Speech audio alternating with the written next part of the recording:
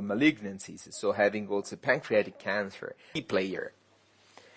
The experience of Rudra was the first to correlate the high dose with a BED of more than 70 grays in standard dose groups, obtained, of course, with the high efficacy of adaptive solutions in 44 patients. And it was seen that we had a good advantage in terms of overall survival and with a nice p-value, and no grade 3 toxicity in high-dose group, thanks to the adapt. This is a video which summarizes the online adaptive procedure. As you can see, there is an image registration between the simulation and the image of the day, and then auto-deformation of the structures to the new image, and their auto-segmentation is done. The contours are reviewed by the doctor in charge using different approaches. For example, the correction of the organ at risk only inside a sphere, which is depicted in pink in this video, in order to speed up your procedure and to focus on the high dose region, especially of course when SBRT treatments are expected. Then after the correction of the organ at risk and the target needed, the plan is recalculated on the new images. In this way, we do obtain a predicted dose with the original plan, and that can be double-checked by the user. In case of discrepancies or not respect of the organ at risk constraints, the plan is then re-optimized with new parameters applied to the new images and contours. In this way, we obtain a re-optimized plan that is reviewed, and if everything fits with the expectation, we can then proceed with the delivery of an online adaptive plan. After, of course, the mandatory QA calculation and report generation in which the quality assurance is provided.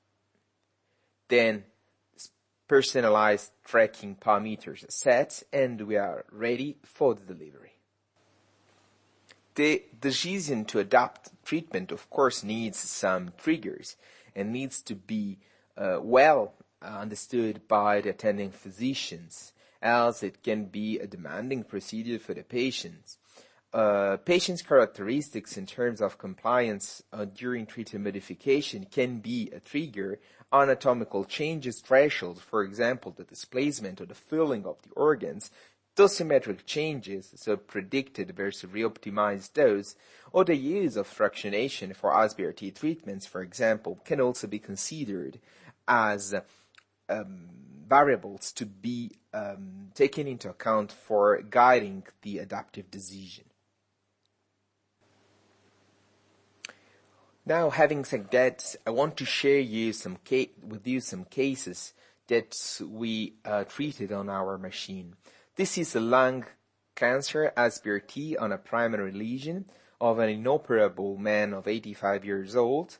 We treated him with 50 grays in fractions, 5 fractions, prescribed to the isodose of 80%, and we decided to treat him in deep inspiration breath hold. You can see the video of the deep inspiration breath hold with 4 frames per second.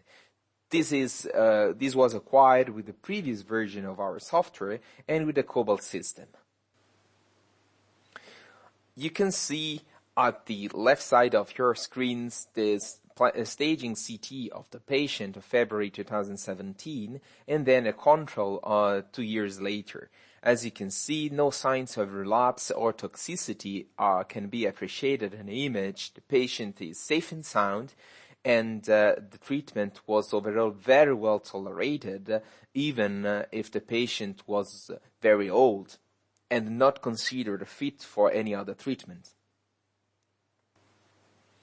This is another case acquired with the 8 frames per second version of the system, so that you can appreciate the differences in terms of quality of a young patient affected by sarcoma lung metastasis.